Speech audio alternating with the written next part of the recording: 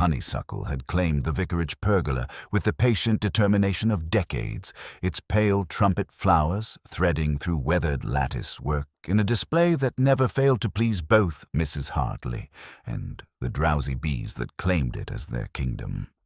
On this particular June afternoon, the ancient vines poured their heady fragrance over tables laden with Victoria sponges and homemade preserves, over bunting that had faded to respectable pastels through countless summers, and over the gathering that called itself, with fond possessiveness, the village.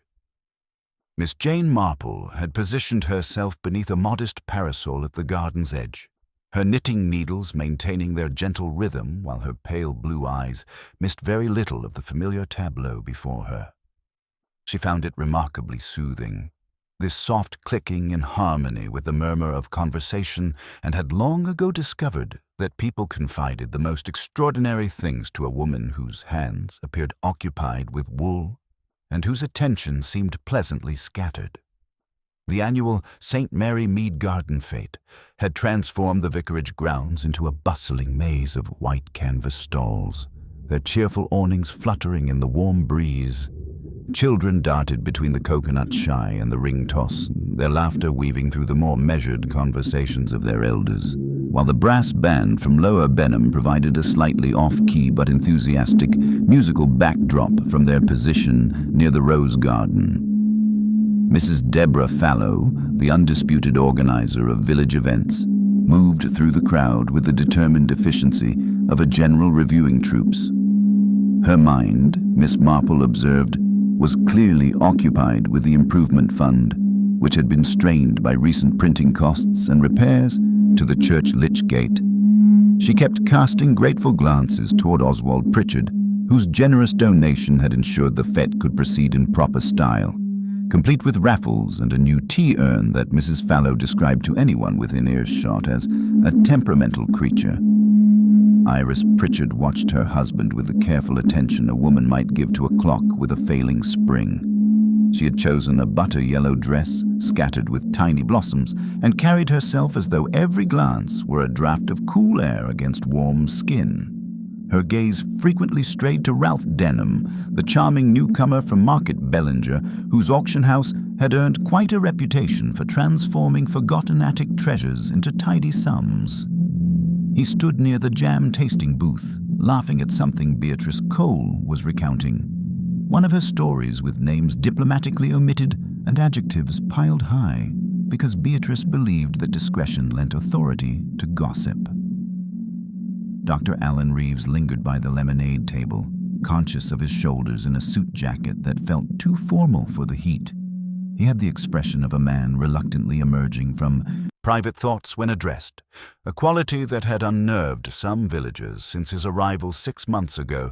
They expected doctors to dispense opinions as readily as prescriptions, but Dr. Reeves maintained a professional reserve that some found disconcerting. Colonel Archer, whose military bearing had softened with age, walked the perimeter of the lawn twice before admitting to himself that he was seeking Oswald Pritchard, not from any particular fondness, but because Oswald represented stability in an increasingly uncertain world. He found him stationed beside the raffle prizes, playing the role of village benefactor with unmistakable relish. Near the pergola, Lydia Vane attempted to focus her attention on the display of embroidered cushion covers, including one she had stitched herself during several late evenings, coaxing roses from colored thread. The thought of her small signature on the back made her shiver with an inexplicable reluctance. Tom Burrows, the old rectory's gardener, hovered nearby with the protective instinct of a man who thought he disguised his feelings rather better than he actually did. Miss Marple's needles paused almost imperceptibly as she caught the faintest discordant note, a spoon striking porcelain where no spoon should have been. It was nothing, and yet it was not nothing. Her trained eye noted that Iris Pritchard wore a lipstick shade slightly too harsh for her delicate coloring, leaving fierce crescents on every cup rim she touched. One could learn remarkable things from the marks people left without noticing. The raffle commenced with appropriate ceremony, Oswald taking command with the air of a man who believed prizes served as moral instruction. "We shall begin with the ham," he announced, his voice carrying across the garden. "Very decent ham, donated by Archer's Butchers with commendable public spirit." As he reached for the first ticket, Miss Marple observed a subtle change in his demeanor, the faintest sway, a momentary loss of the rigid posture he typically maintained. Near the lemonade table, a bee had blundered into the crystal jug and was thrashing in desperate circles until Tom Burrows lifted it gently with a sprig of rosemary, his rough fingers surprisingly tender. "Ticket 147, Oswald called out, and Beatrice Coles surged forward with delighted exclamations about never winning anything. In the general movement that followed, Oswald reached for a glass. Someone's glass, anyone's, and drank with the casual entitlement of a man accustomed to taking what was nearest. The honeysuckle breathed its sweet perfume across his face. For a moment, the village continued its gentle clockwork, unaware that a crucial mechanism had already begun to fail. Then Oswald Pritchard made a sound, half cough, half protest, as though the very air had betrayed him. His hand tightened on the glass before it fell, bouncing once on the grass before rolling beneath the pergola. He took 2 unsteady steps and collapsed, against the honeysuckle-covered post, sliding down as if finally relieved to rest. The scent that had seemed so welcoming moments before now hung heavy and cloying in the afternoon air. Dr. Reeves was already moving, his professional instincts overriding shock, but his expression as he knelt beside the still form told its own story. When he looked up, his naturally reserved face had withdrawn even further inward. "We must call the police," he said quietly, and the words moved through the garden like a chill wind, transforming the peaceful fete into something altogether more sinister. The honeysuckle vines, witnesses to this sudden violence, continued their ancient dance in the breeze, their innocent beauty now touched with an indefinable menace that would linger long after the bunting was taken down and the last teacup cleared away. The words hung in the honeysuckle-scented air like a death knell, transforming the gentle afternoon into something altogether more sinister. Dr. Reeves remained kneeling beside Oswald's still form, his medical training evident in the careful way he checked for signs of life that everyone already knew would not be found. When he finally rose, brushing grass from his knees, his expression carried the weight of certainty that no one wished to hear confirmed. "I'm afraid Mr. Pritchard is dead," he announced quietly, his professional composure intact despite the circumstances. The brass band from Lower Benham had already fallen silent, their instruments lowering as the musicians sensed the gravity of what had occurred, without yet understanding its full implications. Mrs. Fallow recovered first, her organizational instincts asserting themselves over personal shock. "The children," she murmured, and began herding the younger visitors toward the far end of the garden, with movements that spoke of a woman accustomed to managing crises, though none quite like this. Her voice carried across the lawn with practiced authority as she directed parents to gather their families, transforming potential chaos into orderly retreat. Iris Pritchard stood frozen beside the raffle table, her butter-yellow dress suddenly garish against skin that had turned the color of old parchment. She stared at the fallen glass beneath the pergola with the peculiar fascination of someone witnessing an impossible thing. Her fingers pressed to her throat as though she could not quite draw breath. No tears came, only a rigid stillness that Miss Marple noted with quiet interest, her knitting needles having ceased their gentle rhythm, though her hands remained poised as if she might resume at any moment. "Nobody should touch anything," Dr. Reeves continued, his voice carrying the authority of medical training. "The police will want everything left exactly as it is." There was something in his tone beyond professional caution, a wariness that suggested he understood this death bore hallmarks that natural causes could not explain. Ralph Denham moved with the instinctive protectiveness of a man accustomed to comforting distressed clients, his auction house experience having taught him to recognize genuine shock. "Mrs. Pritchard," he said gently, placing a steadying hand on Iris's arm, "perhaps you should sit down. This has been a terrible shock." but Iris seemed unable to move, her gaze fixed on the overturned glass that caught fragments of sunlight filtering through the honeysuckle vines. "He said the lemonade was too sweet," she whispered, the words barely audible above the murmur of concerned voices. "Just this morning, he complained that it was always made too sweet for his taste." Beatrice Cole, clutching her raffle prize with white knuckles, looked stricken. "I followed the same recipe I've used for 20 years, she protested, though her voice lacked its usual confidence. "Mrs. Hartley's mother's recipe, with just enough sugar to balance the tartness. Oswald never complained before."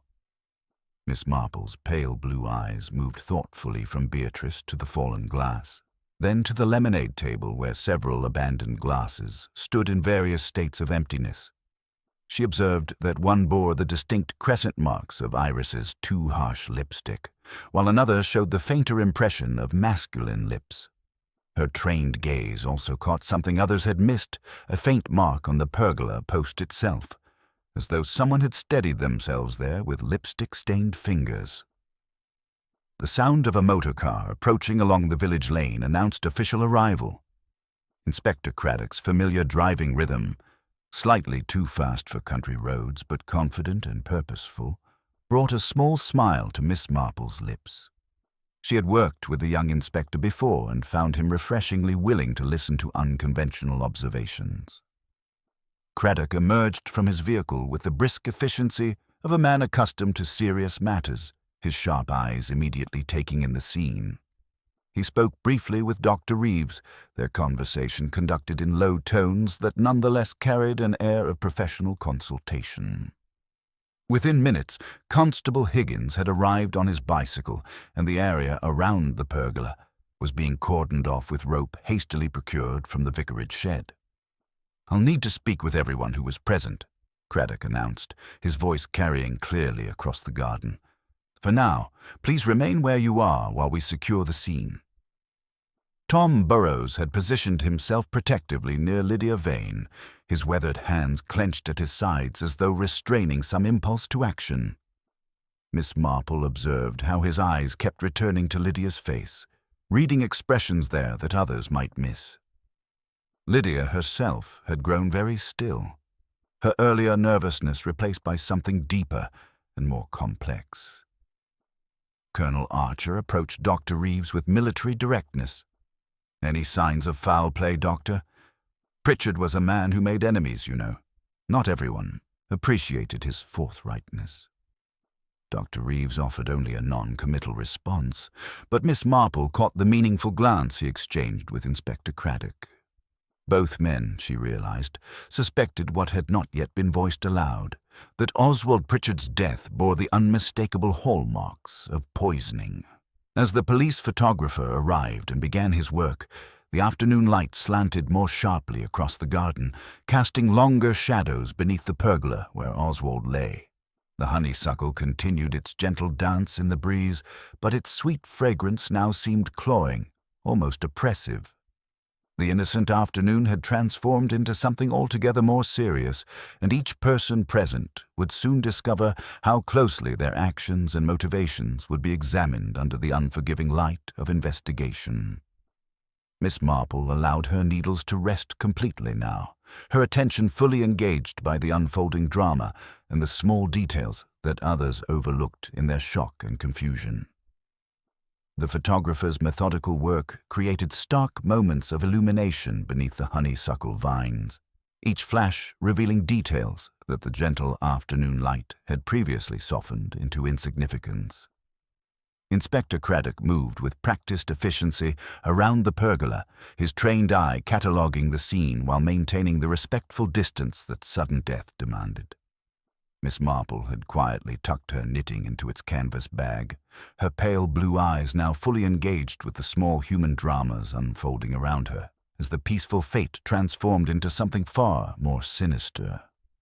Dr. Reeves stood apart from the gathering, his hands clasped behind his back, in a posture that spoke of professional detachment struggling against personal unease. When Inspector Craddock approached him for a private consultation, their voices dropped to the careful undertones reserved for discussing unpleasant certainties. Miss Marple, positioned advantageously near the lavender bushes, caught fragments of their exchange that confirmed her growing suspicions about the nature of Oswald's sudden collapse. The symptoms were entirely consistent with alkaloid poisoning, Dr. Reeves murmured, his words barely audible above the rustle of leaves. Rapid onset, respiratory distress, cardiac arrest. I'd estimate death occurred within minutes of ingestion, possibly less. Inspector Craddock nodded grimly, his notebook already in hand. Any indication of the specific agent, Doctor? Without proper laboratory examination, I can only speculate. But the presentation strongly suggests something from the nightshade family. The berries are particularly dangerous because they taste deceptively sweet. A child might easily mistake them for black currants or elderberries. Miss Marple's fingers tightened imperceptibly around her handbag as she absorbed this information. She had spent decades tending her own garden and was intimately familiar with the deadly plants that masqueraded as innocent ornamentals throughout the English countryside. More significantly, she had been observing who among today's gathering possessed similar botanical knowledge, and the list was disturbingly long. Meanwhile, Iris Pritchard had finally accepted Ralph Denham's gentle suggestion to sit down, though she chose a chair positioned to provide a clear view of the pergola where her husband's form lay beneath its white covering. Her earlier frozen stillness had evolved into something more complex, a watchful quality that reminded Miss Marple of a cat observing movements from tall grass, alert to dangers that others might not perceive. "I keep thinking about this morning," Iris said suddenly, her voice carrying further than she perhaps intended across the now quiet garden. Oswald was particularly difficult about his breakfast, complaining that the marmalade was too bitter, the tea too weak. Everything seemed to displease him more than usual, as though his very senses had become heightened. Tom Burrows, still hovering protectively near Lydia Vane, looked up sharply at these words. "Begging your pardon, Mrs. Pritchard, but your husband was always particular about his food and drink. Many's the time he's sent back a pint at the King's Head for being improperly drawn, or complained about the seasoning at parish dinners." The comment earned Tom several disapproving glances, as though speaking critically of the recently deceased violated some unwritten code of village propriety. But Miss Marple noted how Lydia's hand moved to rest briefly on Tom's weathered arm, a gesture that could have been either support or warning, and which spoke volumes about the complex relationship between the old rectory's gardener and the woman who employed him. Inspector Craddock had been carefully examining the lemonade table during this exchange, his gaze taking in the crystal pitcher with its remaining pale liquid, the scattered glasses bearing evidence of hasty abandonment, and most particularly the overturned glass that had rolled beneath the pergola. Using his handkerchief, he carefully lifted this crucial piece of evidence, holding it to the light to examine any residue that might remain. "Dr. Reeves," he called quietly, "would you mind examining this more closely?" The doctor approached and leaned toward the glass, inhaling carefully. His expression grew increasingly grave as he detected something beyond the innocent scent of lemon and sugar. "There's definitely something else present, Inspector. Something with a distinctly herbal quality. Bitter, but not unpleasantly so. Exactly what one might expect if nightshade berries had been crushed and mixed with something sweet to mask the taste." Miss Marple observed with keen interest how this revelation affected the various members of the gathering. Beatrice Cole pressed both hands to her mouth, her face draining of color as she realized the implications for her carefully prepared lemonade. Ralph Denham moved instinctively closer to Iris, his protective instincts clearly engaged by her vulnerable state. But it was Lydia Vane's reaction that proved most illuminating, a barely perceptible flinch, as though she had been anticipating this very discovery and dreading its arrival. "I'll need to take formal statements from everyone who was present," Inspector Craddock announced, his voice carrying the unmistakable authority of official investigation. "We'll use the vicarage study, if Mrs. Hartley doesn't object to the intrusion." Mrs. Hartley, who had been quietly directing the removal of fete decorations with the help of several village ladies, nodded her immediate agreement, Of course, Inspector. Whatever assistance we can provide in these dreadful circumstances. As the group began to organize itself for the more formal phase of questioning, Miss Marple noticed Tom Burrows slip quietly away from the main gathering, moving with purposeful steps toward the kitchen garden at the rear of the vicarage grounds. His departure might have gone entirely unnoticed by others, but she had been watching him carefully since the moment Dr. Reeves confirmed poisoning as the cause of death. There was something in his manner, a guilt that seemed to extend beyond mere association with tragedy, and a knowledge that he appeared reluctant to share. Dr. Reeves, while carefully bagging the suspect glass for laboratory analysis, paused as his attention was caught by something near the base of the pergola post. Kneeling with professional care, he pointed out what appeared to be several small, dark berries scattered among the fallen honeysuckle petals. They were partially crushed, as though someone had inadvertently stepped on them during the confusion following Oswald's collapse, but their distinctive glossy appearance was unmistakable to anyone with botanical training. "Deadly nightshade berries," he confirmed quietly to Inspector Craddock, his voice carrying the weight of absolute certainty. "Atropa belladonna. The berries are particularly insidious because they taste sweet and pleasant, which makes them especially dangerous. A handful would certainly be sufficient to cause rapid death in an adult." Miss Marple's pale blue eyes sharpened considerably as she considered this development. The presence of the berries in such a location suggested either remarkable carelessness on the part of the murderer, or perhaps deliberate placement designed to mislead the investigation. Someone had brought death to the garden fete disguised as something innocent and sweet, much like the social gathering itself, which had clearly concealed far darker currents beneath its cheerful, charitable surface. The afternoon shadows continued to lengthen across the vicarage grounds as the investigation assumed a more serious and methodical character, and Miss Marple found herself studying each familiar face with renewed attention, searching for those telltale signs of guilt, fear, and deception that long experience had taught her to recognize in even the most respectable members of village society. The transformation of the vicarage study into an impromptu interview room marked the formal beginning of what everyone now understood to be a murder investigation. Inspector Craddock had positioned himself behind the Reverend's mahogany desk with the practiced efficiency of a man accustomed to extracting truth from reluctant witnesses, while Constable Higgins maintained a respectful distance with his notebook at the ready. The familiar warmth of the book-lined room had acquired an official gravity that made even the most innocent villagers shift uncomfortably in their chairs. Miss Marple had been quietly invited to remain nearby, her reputation for astute observation having preceded her in Inspector Craddock's experience. She settled herself in the window seat with her knitting, maintaining the appearance of harmless elderly occupation while her sharp mind catalogued every nuance of the proceedings.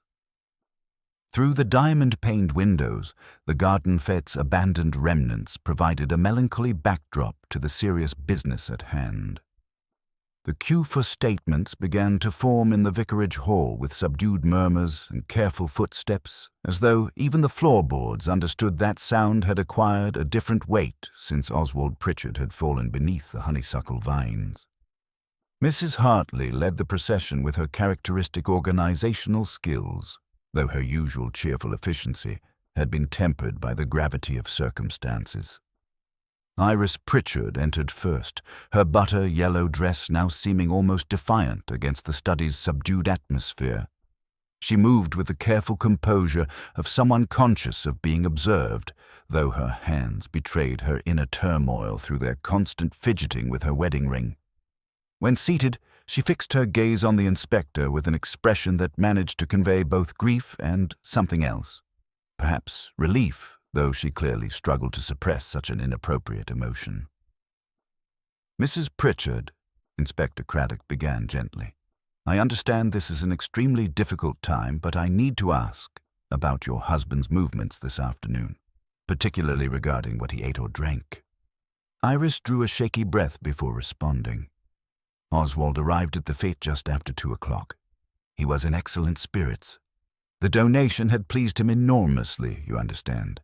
He felt it demonstrated proper civic responsibility. Her voice carried a faint edge when she mentioned his charitable mood, as though such generosity had been a rare occurrence worthy of special note. As the interview progressed, a more complex picture of village relationships began to emerge. Iris revealed that her husband had been involved in several recent conflicts that had created considerable tension within their small community. Oswald was a man of strong opinions, Inspector. He believed in speaking his mind, regardless of whether others found his honesty comfortable. The most significant revelation concerned the old rectory situation. Oswald felt that certain arrangements were inappropriate for a village of our standing. Iris explained with careful neutrality. A woman living alone with only a male servant for company presented an unseemly appearance. He had spoken to several parish council members about the matter, suggesting that alternative arrangements might be more suitable. Miss Marple's pale blue eyes lifted briefly from her knitting, catching the significance of this veiled reference to Lydia Vane and Tom Burrows. Through the window, she observed Tom himself crossing the garden with purposeful strides, carrying what appeared to be a small canvas sack toward the compost heap behind the potting shed. His manner suggested someone disposing of evidence rather than merely tidying up after the interrupted fete. Further questioning revealed additional sources of conflict. Dr. Reeves had disagreed with Oswald about the new surgery arrangements. Iris continued. Oswald felt the doctor was too reserved, too unwilling to engage with village social obligations. He had expressed these concerns rather forcefully at the last parish meeting, suggesting that a doctor who couldn't be bothered to attend community functions might not be sufficiently committed to his patients' welfare. The revelation about Ralph Denham proved equally intriguing. Ralph, Mr. Denham, had been advising us about some family pieces that Oswald thought might be valuable. Iris explained, her careful use of the auctioneer's Christian name not lost on Miss Marple. Oswald was reconsidering the arrangement. He felt that Mr. Denham's estimates might be somewhat optimistic, designed more to secure a commission than to provide accurate valuations. When Inspector Craddock completed Iris's interview and began examining Oswald's personal effects, he made a discovery that cast the entire investigation in a new light. Among the contents of the dead man's wallet, beneath visiting cards and tradesmen's notes, lay a paper folded twice and kept separate from other items, bearing a faint fragrance of something sweet that did not quite belong to leather. Craddock unfolded it carefully, his expression growing increasingly grave as he read the contents. When he looked up, his eyes sought Miss Marple's almost instinctively before he addressed the assembled villagers with judicious care. "There was a note in Mr. Pritchard's wallet," he announced, his words falling into the hush and rippling outward. "It reads, 'By the pergola, at 3:15 we must settle this. L.'" The effect was immediate and telling. Lydia Vane's complexion altered a shade. Colonel Archer's jaw tightened. Beatrice Cole let out a small sound that could have been surprise or relief. Iris's fingers tightened on her handbag until the wicker creaked audibly in the sudden silence. 3:15, Mrs. Hartley repeated faintly. "Why, that would be almost precisely when Mr. Pritchard called the first raffle number."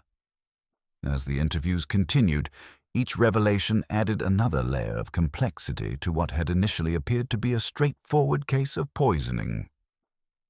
Tom Burrows emerged from his session with the closed look of a man who had answered the exact questions asked, and none of the others, while Lydia Vane appeared with a hand pressed to the side of her face, as if feeling for a flaw in her carefully maintained composure.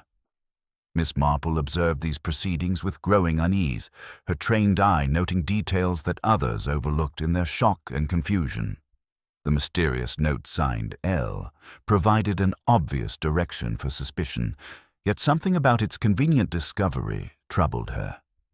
In her extensive experience with human nature, she had learned that the most obvious solution was rarely the correct one, and that truth often lay hidden beneath layers of apparent simplicity.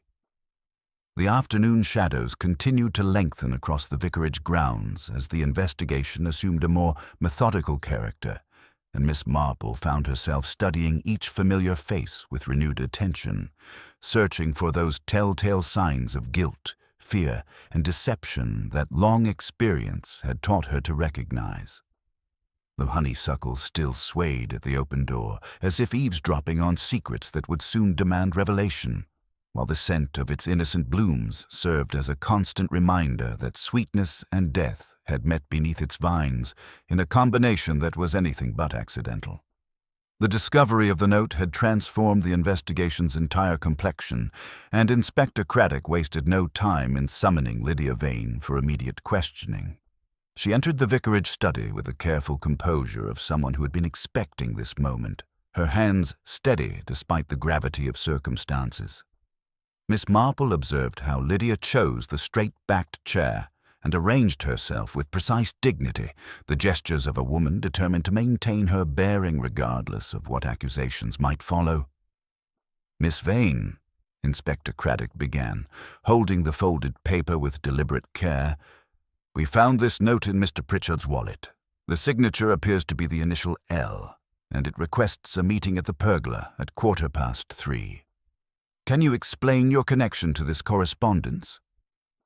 Lydia's breath caught slightly, but her voice remained steady when she replied. "Yes, Inspector. I wrote that note. Mr. Pritchard had been making increasingly troublesome inquiries about my domestic arrangements at the old rectory.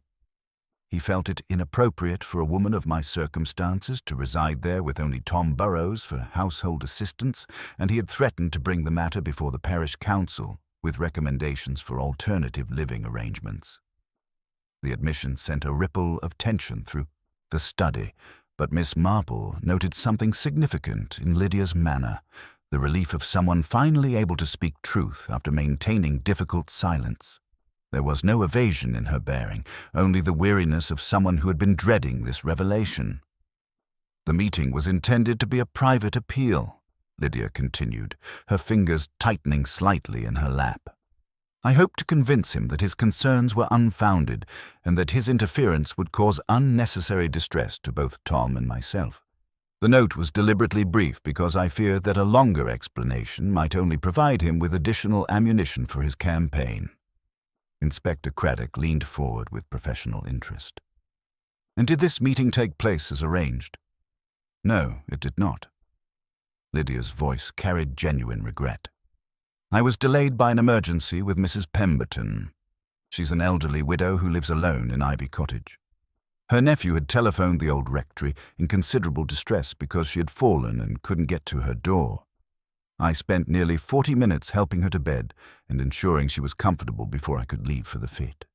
By the time I arrived at the vicarage grounds, the commotion around the pergola had already begun." Miss Marple's pale blue eyes sharpened with interest at this explanation. Unlike the convenient alibis that guilty parties often constructed, this one could be easily verified through Mrs. Pemberton and her nephew. More significantly, it explained something that had been troubling her. The faint lipstick mark she had observed on the pergola post bore no resemblance to any shade worn by the women she had seen at the fete. As Lydia's interview concluded, Constable Higgins appeared at the study door with news that would complicate the investigation further. "Inspector, we found Tom Burrows disposing of plant material behind the kitchen garden. He claims it was nightshade berries he'd removed from the lane hedge, but the timing seems rather convenient." Tom was brought in with the resigned expression of a man who understood how circumstances had conspired against him. His weathered hands showed recent scratches from thorns, and his explanation carried the ring of practical truth. "I noticed children playing near that hedge during the morning set-up," he said gruffly. "Deadly nightshade grows thick there this time of year, and the berries look tempting to young ones who don't know better. I meant to clear it earlier, but the fete preparations kept me busy. When all this trouble started, I thought I'd best see to it before anyone else got hurt." Dr. Reeves, who had been quietly observing these proceedings, stepped forward with a crucial observation. "Inspector, I've been examining the remaining lemonade more carefully. The pitcher itself shows no trace of contamination. The poison was introduced to a single glass, requiring someone to know exactly which one Mr. Pritchard would choose." This revelation cast the crime in an even more calculated light. The murderer had not only possessed detailed knowledge of plant toxicology, but had also understood Oswald's habits well enough to predict his behavior with deadly accuracy. Miss Marple recalled Iris's earlier comment about her husband's tendency to simply take the nearest available glass, rather than waiting cues, a small character flaw that had ultimately proved fatal. The search of the vicarage grounds, conducted with methodical thoroughness, yielded one final piece of crucial evidence. Constable Higgins, following Miss Marple's gentle suggestion to examine the compost heap more carefully, discovered a small paper twist that had been hastily buried among the garden refuse. The makeshift container bore the distinctive purple stains of crushed nightshade berries and had clearly been used to measure a precise dose of the deadly extract. Someone prepared this mixture with considerable care, Dr. Reeves observed as he examined the evidence. This wasn't a crime of sudden passion, but rather a carefully planned murder requiring both botanical knowledge and intimate familiarity with the victim's habits and preferences. As the afternoon shadows lengthened across the vicarage grounds, Miss Marple found herself studying the assembled villagers with renewed attention.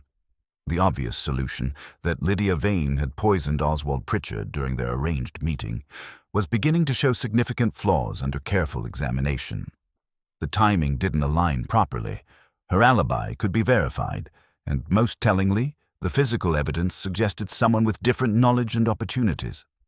The mysterious lipstick mark on the pergola post continued to trouble her, as did the precision with which the poison had been administered to a single glass. Someone had watched and waited, understanding exactly when and how to strike. The question now was not whether Lydia was guilty, but rather who among the remaining suspects possessed both the means and the intimate knowledge necessary to commit such a calculated murder. The honeysuckle vines continued their gentle dance in the evening breeze, keeping their secrets while the investigation slowly began to turn in an entirely different direction. The verification of Lydia Vane's alibi sent ripples of adjustment through the investigation, like stones dropped into still water. Constable Higgins returned from Ivy Cottage with confirmation that left no room for doubt. Mrs. Pemberton's nephew had indeed telephoned at 2:20, and Lydia had remained with the elderly woman until nearly 3:45. The mysterious note signed L now appeared as cruel coincidence rather than damning evidence, transforming what had seemed a clear path toward resolution into a maze of renewed possibilities. Inspector Craddock accepted this development with the philosophical resignation of an experienced investigator, though Miss Marple observed the slight tightening around his eyes that spoke of professional frustration. The case had seemed so promisingly straightforward with the discovery of that folded paper, yet now the field of suspects had widened once again to encompass virtually everyone who had been present at the fete.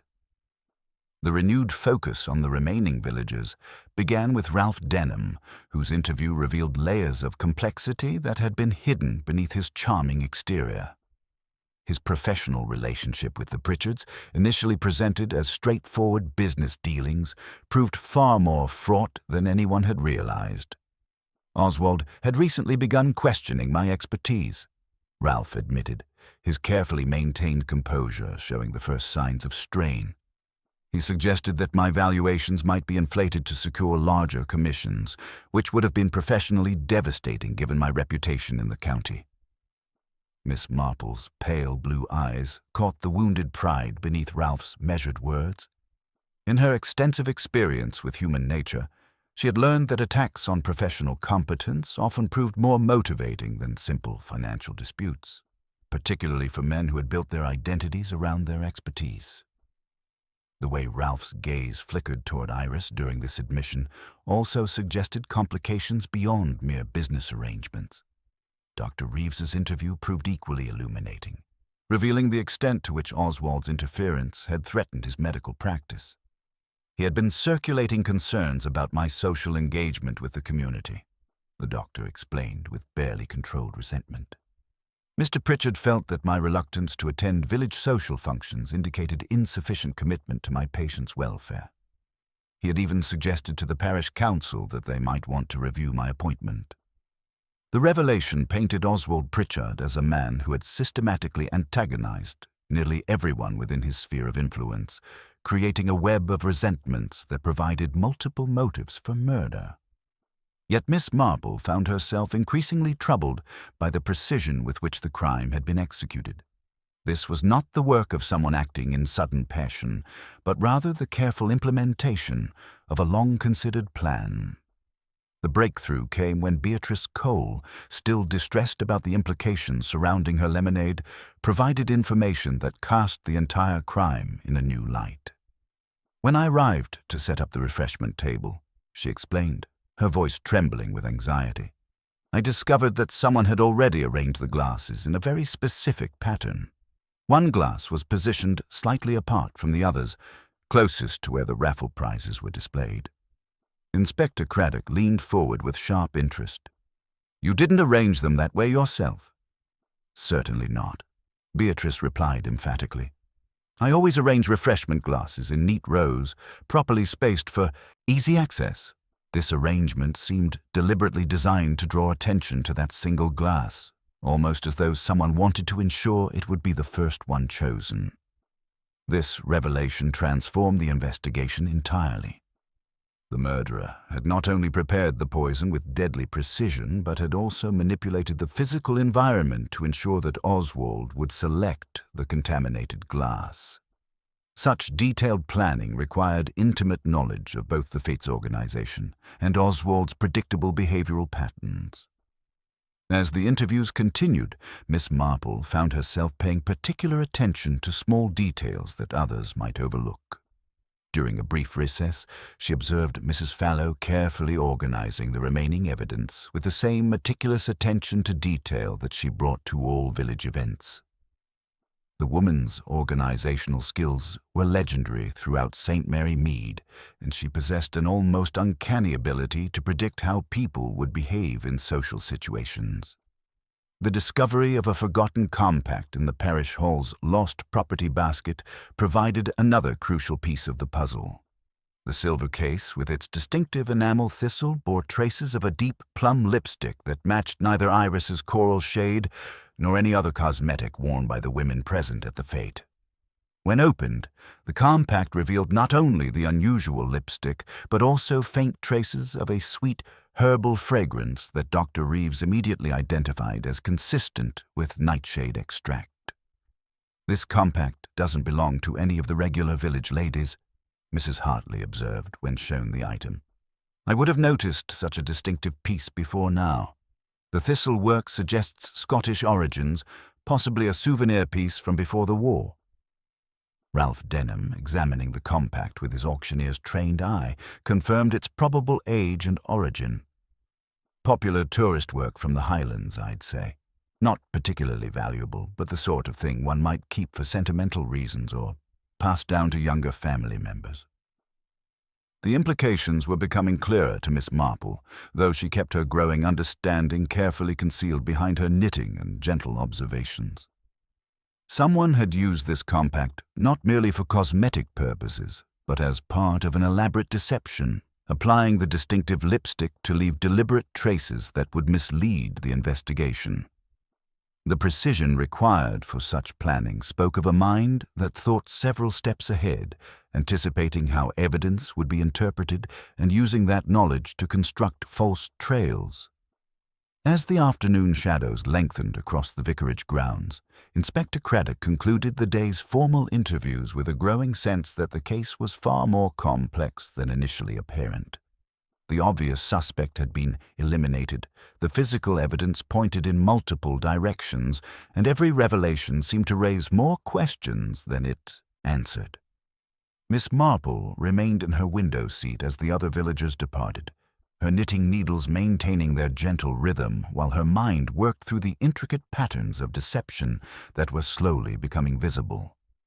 The honeysuckle vines continued their ancient dance in the evening breeze, their sweet fragrance now forever associated with the carefully planned murder that had transformed a peaceful afternoon into something far more sinister. Tomorrow would bring new questions, and she hoped the subtle revelations that would finally expose the truth hidden beneath layers of village respectability and calculated misdirection. Evening settled over St. Mary Mead with the hushed deliberation that seemed to acknowledge the gravity of the day's events. The vicarage lawn, strewn with abandoned bunting and overturned chairs, bore the melancholy appearance of celebration interrupted, its earlier laughter and brass music now as distant as last summer's roses. Miss Marple walked slowly along the familiar lane toward her cottage, her sensible shoes finding their accustomed path, while her mind worked through the intricate patterns of deception that had begun to emerge from the day's revelations. The discovery of the Scottish Compact had introduced an element that troubled her deeply, not because of what it revealed, but because of what it so obviously attempted to conceal. In her extensive experience with human nature, she had learned that the most dangerous criminals were often those who understood how investigations proceeded and deliberately planted evidence to mislead them. Someone had been remarkably clever, but perhaps not quite clever enough to account for every detail. Morning brought the comforting ritual of tea and the arrival of Inspector Craddock, accompanied by Dr. Reeves, both men bearing the slightly haggard appearance of those who had spent a sleepless night wrestling with an increasingly complex case. They accepted her hospitality with the grateful air of investigators who had reached an impasse, and hoped that fresh perspective might illuminate what official procedures had failed to clarify. The physical evidence continues to point in multiple directions, Inspector Craddock admitted as he stirred his tea with deliberate care. Every lead we pursue seems designed to mislead us, yet the precision of the crime suggests someone with intimate knowledge of both the victim's habits and the fate's organization.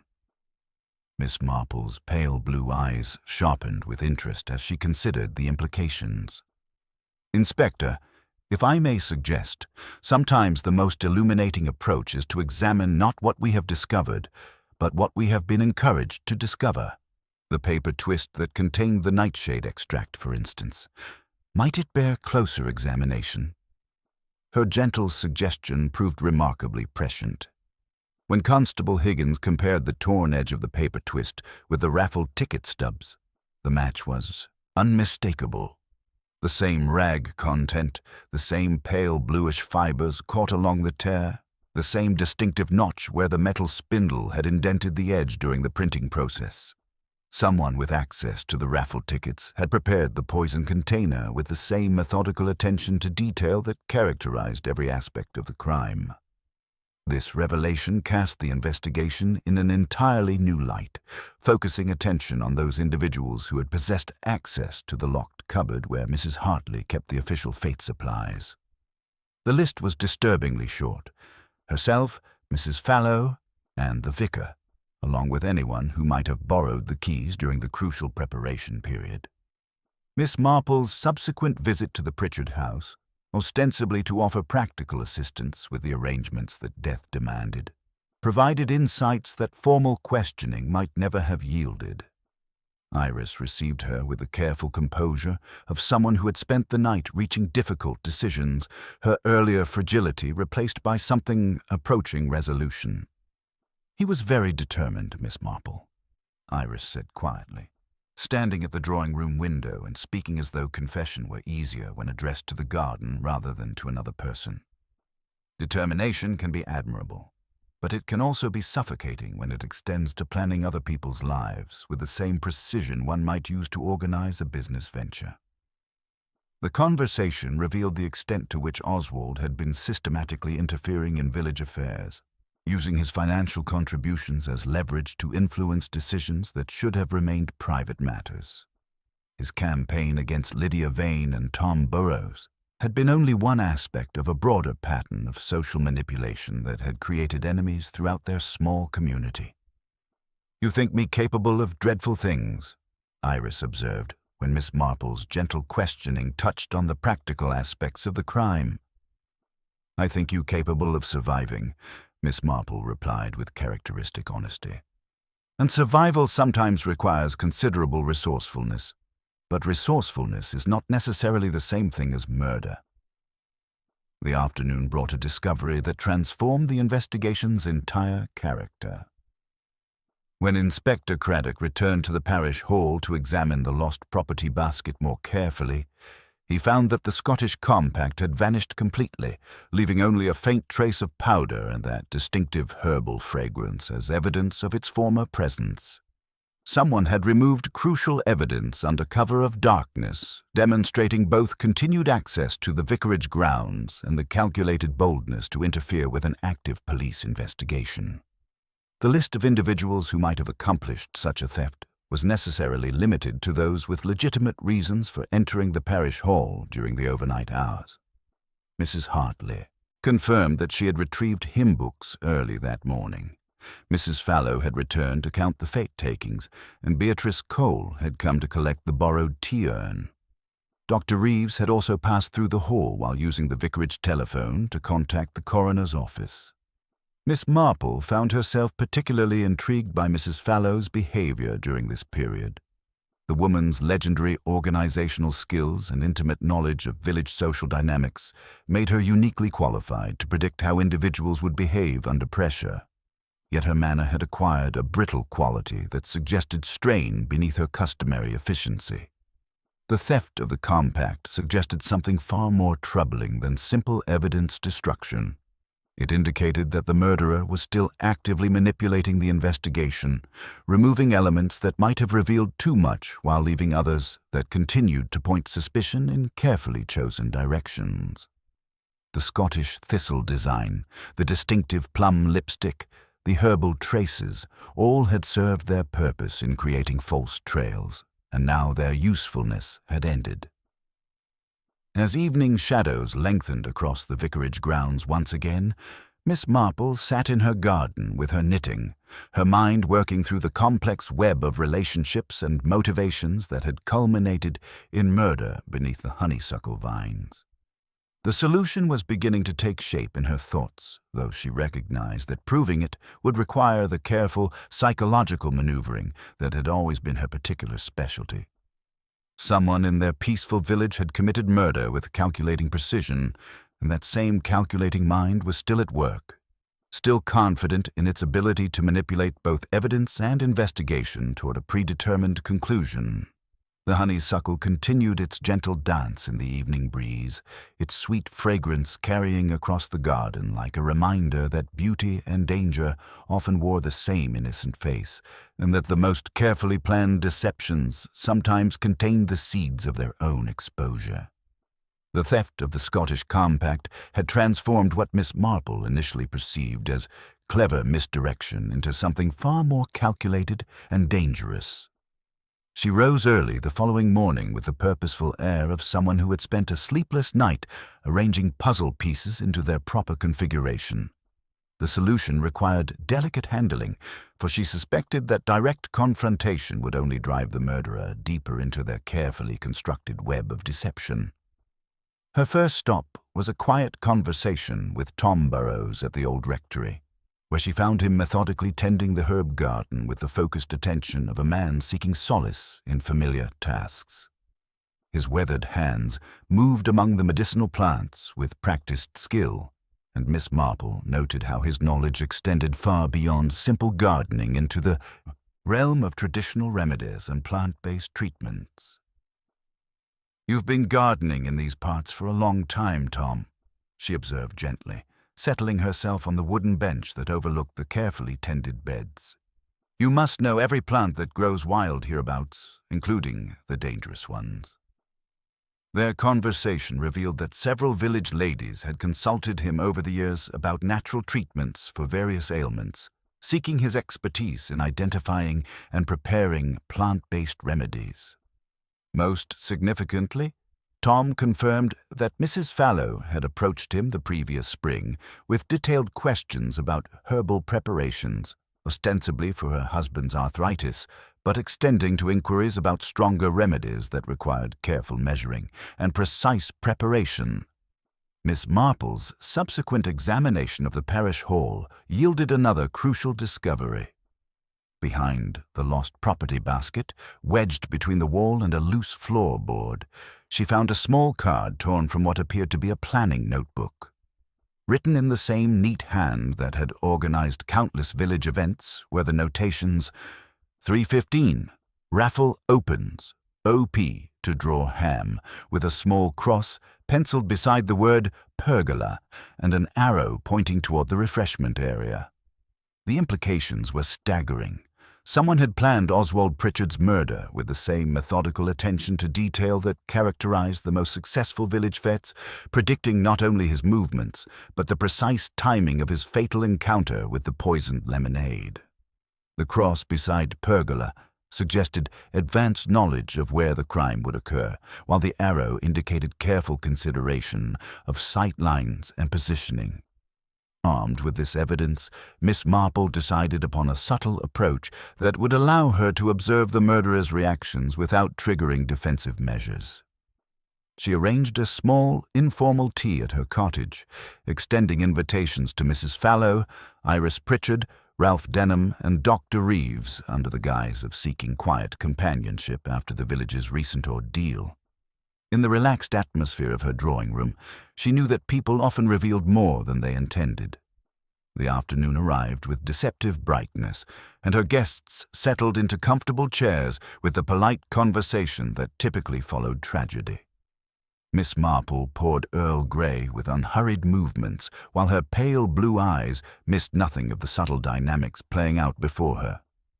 Mrs. Fallow's usual unflappable demeanor showed hairline cracks, a slight tremor in her hands, an unusual hesitation in her typically decisive speech patterns, and most tellingly, a defensive quality that had not been present during their previous encounters.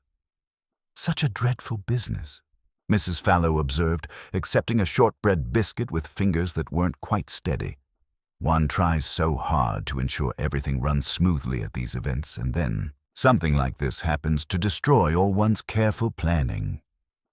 Miss Marple allowed the conversation to drift naturally before introducing her carefully chosen topic with the casualness of long practice.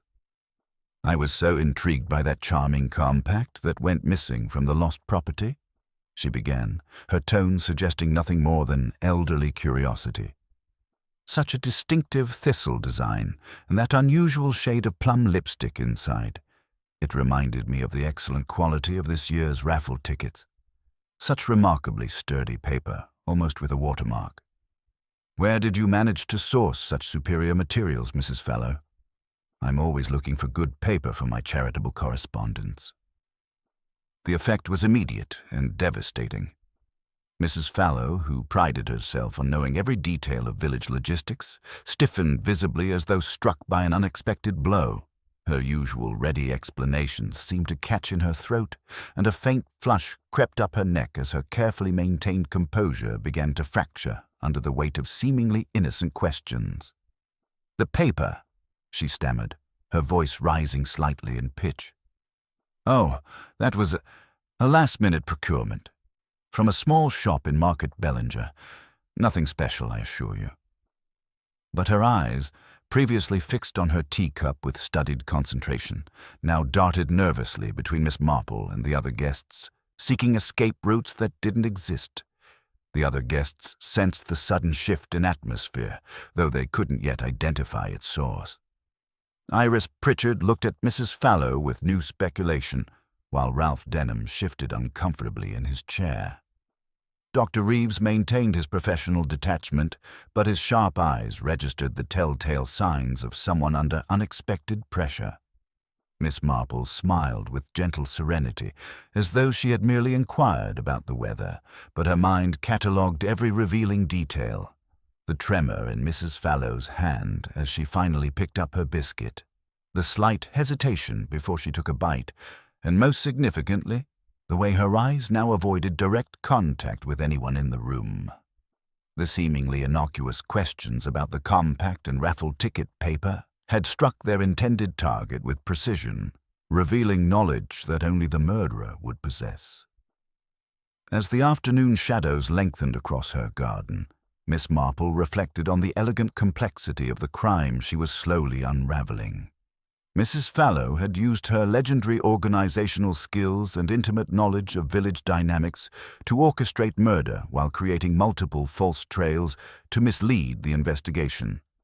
The Scottish compact, the planted evidence, the careful timing, all bore the hallmarks of a mind that understood how investigations proceeded and deliberately manipulated them toward predetermined conclusions. The psychological game had begun in earnest, and the first crucial move had been made. Tomorrow would bring the final, confrontation.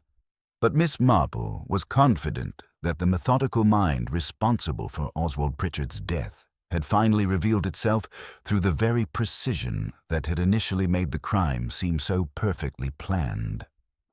The honeysuckle continued its ancient dance in the evening breeze, keeping its secrets while justice slowly but inexorably approached beneath the same vines where death had come disguised as innocent sweetness.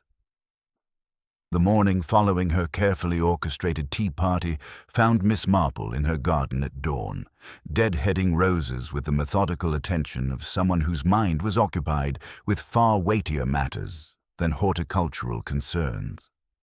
Inspector Craddock arrived as the church bells struck 8, his expression bearing the focused intensity of a man who sensed that resolution lay within reach, though the final steps remained delicately balanced on a knife's edge.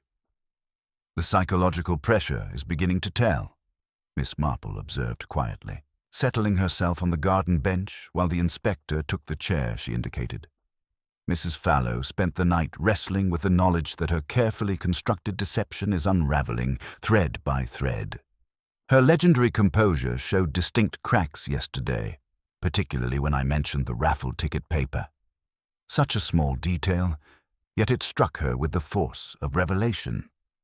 Inspector Craddock consulted his notebook, where the accumulated evidence had begun to form a compelling pattern.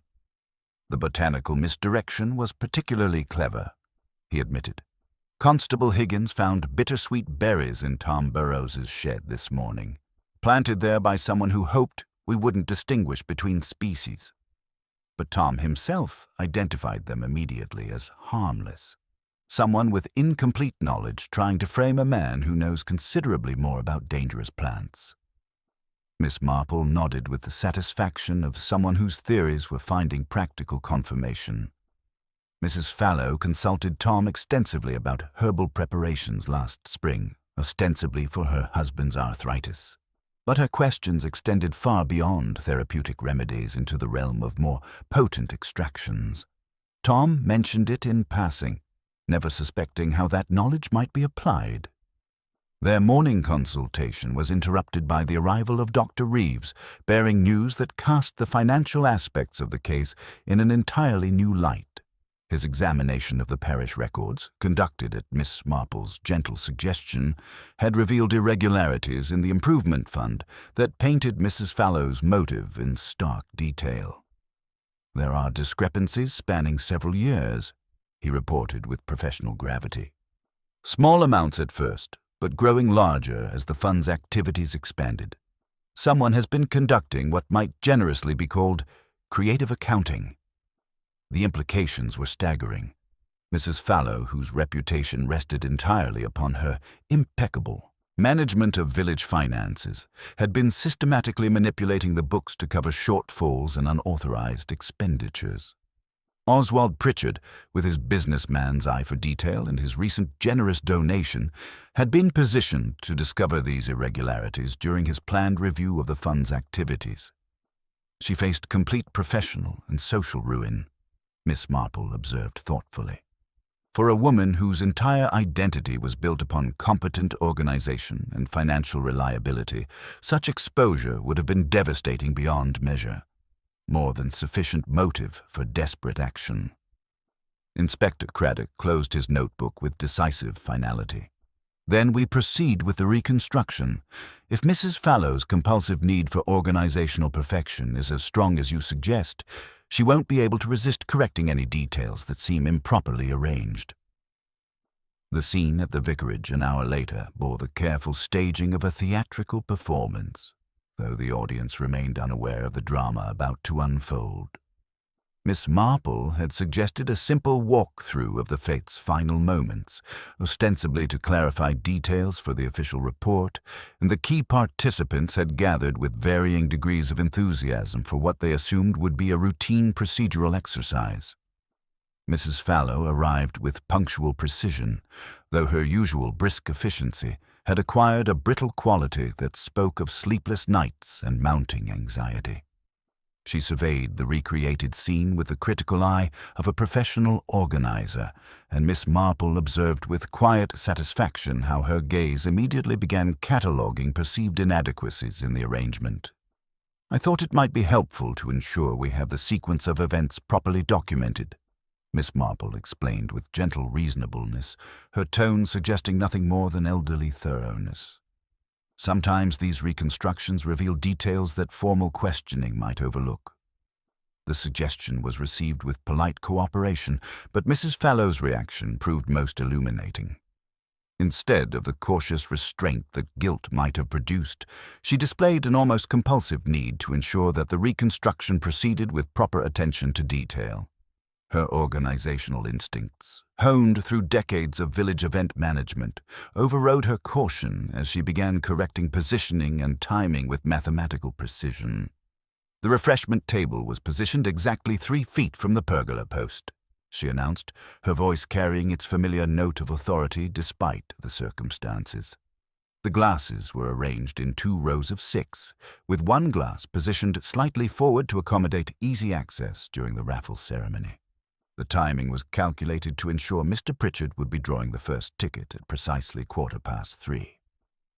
Inspector Craddock exchanged a meaningful glance with Miss Marple as Mrs. Fallow continued, her detailed corrections, each specification revealing knowledge that extended far beyond what any innocent observer should possess. Her compulsive need for accuracy was leading her inexorably toward self-incrimination, exactly as Miss Marple had predicted. "Mrs. Fallow," Miss Marple said gently, her pale blue eyes fixed on the other woman's face with quiet intensity, "your knowledge of these arrangements is remarkably precise. The positioning of that single glass, the exact timing of Mr. Pritchard's movements, even the angle of the refreshment table. Such details suggest planning that goes far beyond simple event organization." The words fell into the hushed garden air like stones dropped into still water, their implications rippling outward to touch every person present. Mrs. Fallow's face underwent a transformation from professional pride to dawning horror as she realized what she had revealed through her own compulsive corrections. "You see," Miss Marple continued with relentless gentleness, "an ordinary murder, born of sudden passion, is often chaotic and unplanned. But this murder was orchestrated with the same meticulous attention to detail that you apply to every village event. The nightshade berries prepared with botanical precision, the paper twist made from raffle ticket stock, the Scottish compact placed to create false trails, all bearing the hallmarks of a mind that plans outcomes with mathematical certainty." Mrs. Fallow's legendary composure began to crack visibly, her carefully maintained facade crumbling to reveal the desperate calculation that had driven her to murder. "The financial irregularities in the improvement fund," Miss Marple pressed gently, "were they the reason Mr. Pritchard had to be silenced? Had he discovered your creative accounting methods during his review of the donation records?" The confession, when it came, poured forth with the relief of someone finally able to abandon a burden that had grown too heavy to carry. "He was going to destroy everything," Mrs. Fallow whispered, her voice barely audible above the rustle of honeysuckle vines. 40 years of building this community, of making the numbers work when official funding wasn't sufficient, and he was going to expose it all at next week's parish meeting. He called it embezzlement, but I was protecting the village, ensuring that necessary improvements could proceed despite bureaucratic limitations. As Inspector Craddock formally cautioned Mrs. Fallow and began the process of official arrest, the morning sun slanted across the vicarage garden with renewed brightness, as though the revelation of truth had lifted some invisible shadow from the honeysuckle vines. The sweet fragrance that had seemed so cloying since the murder now carried only its natural perfume, no longer tainted by the association with calculated death disguised as innocent community celebration. Miss Marple observed the proceedings with the quiet satisfaction of someone whose understanding of human nature had once again proven accurate, though tinged with genuine sadness for a woman whose dedication to community service had been corrupted by pride and fear into something far more sinister. The organizational genius that had made Mrs. Fallow invaluable to village life had ultimately provided both the means and the method for murder, proving once again that human strengths, when twisted by desperation, could become the most dangerous weaknesses of all. The formal arrest of Mrs. Fallow marked the end of an investigation that had transformed a peaceful garden fete into a stark reminder of how respectability could mask the most calculated deception. As Inspector Craddock led her away with professional courtesy, her legendary composure had finally crumbled completely, revealing the desperate woman beneath decades of meticulous organization. The assembled villagers stood in stunned silence, struggling to reconcile the competent administrator they had trusted with the calculating murderer she had proven herself to be. Miss Marple remained beneath the honeysuckle vines long after the police car disappeared down the lane, her pale blue eyes contemplating the scene where careful planning had met its inevitable exposure. The sweet fragrance that had seemed so cloying since the murder now carried only its natural perfume, as though the revelation of truth had lifted some invisible shadow from the garden. Dr. Reeves approached with the respectful manner of someone who had witnessed exceptional deductive skills in action. "Your understanding of the psychological elements was remarkable, Miss Marple. I confess I was entirely focused on the botanical aspects, missing the human motivations that drove such calculated planning." "Human nature, Doctor, follows patterns as predictable as any scientific principle," she replied gently, her knitting needles resuming their familiar rhythm. Mrs. Fallow's compulsive need for organizational perfection was both her greatest strength and her ultimate weakness. She simply could not resist correcting what she perceived as improper arrangements, even when those corrections revealed her guilt. The subsequent investigation into the Improvement Fund's records revealed the full extent of Mrs. Fallow's financial manipulations, spanning nearly a decade of increasingly creative accounting as she struggled to fund village improvements with resources that official channels could never have provided. Her confession, delivered with the dignity of someone explaining a necessary impropriety, painted a picture of gradual corruption born from genuine dedication to community betterment. Iris Pritchard, freed from both suspicion and the oppressive atmosphere of her marriage, began displaying a quiet strength that had been hidden beneath years of careful subservience. When she visited Miss Marple several days later, her transformation was remarkable. "I feel terrible saying this so soon after his death," she confided, "but there's a sense of relief I cannot entirely suppress." Oswald's certainty about everything, his need to control and improve everyone around him, had become suffocating. Ralph Denham's reputation, initially threatened by Oswald's accusations of inflated valuations, emerged stronger when independent assessment confirmed the accuracy of his appraisals.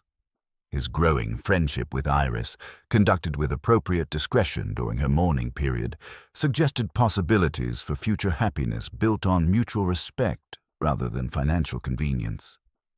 Tom Burrows and Lydia Vane found their domestic arrangements no longer under scrutiny, the removal of Oswald's interference allowing them to continue their quietly comfortable companionship without fear of parish council intervention. Tom's botanical knowledge, initially viewed with suspicion, had ultimately helped solve the case by distinguishing between harmless and deadly plant varieties. The Scottish Compact, which had played such a crucial role in misdirecting the investigation, was eventually discovered in Mrs. Fallow's garden shed, along with detailed notes about nightshade preparation and timing calculations that revealed the extent of her planning. The plum lipstick had been purchased specifically to create false evidence, applied to the pergola post during the confusion following Oswald's collapse to suggest a female presence that would implicate Lydia Vane. As the weeks passed and St. Mary Mead gradually returned to its normal rhythm, the village struggled to process the complex motivations that had driven a respected member of their community to commit such a calculated crime. Mrs. Fallow's dedication to village improvement had been genuine, but her methods had gradually corrupted that dedication into something far more dangerous. The annual accounts, when properly audited, revealed shortfalls that Mrs. Fallow had been covering through increasingly elaborate financial manipulations, using donations and fundraising proceeds to mask earlier irregularities in an ever-widening spiral of deception. Oswald Pritchard's generous donation and his businessman's attention to detail had threatened to expose the entire scheme, forcing Mrs. Fallow into the desperate action that had cost him his life. The new treasurer, appointed to replace Mrs. Fallow, implemented transparent accounting procedures that would prevent future irregularities, though the village struggled to find anyone with comparable organizational skills. The lesson was clear. Competence without accountability could become as dangerous as incompetence with authority. On a warm evening several months later, Miss Marple sat in her garden as the honeysuckle bloomed again, its innocent fragrance finally freed from association with murder and deception. The village had healed, as villages always did, absorbing tragedy and scandal into the larger narrative of community life, while learning to be more careful about the trust they placed in those who managed their affairs. The case had reminded her once again that the most dangerous criminals were often those who understood systems well enough to manipulate them, and that the very qualities that made someone valuable to their community could, under sufficient pressure, transform them into its greatest threat. Human nature, in all its complexity and contradiction, remained the most fascinating and unpredictable mystery of all. As the church bells chimed the hour across the peaceful village, Miss Marple smiled with quiet satisfaction, her faith in justice restored, and her understanding of human nature deepened by another successful investigation. She picked up her knitting, needles resuming their gentle rhythm, ready for whatever mysteries the future might bring to her doorstep.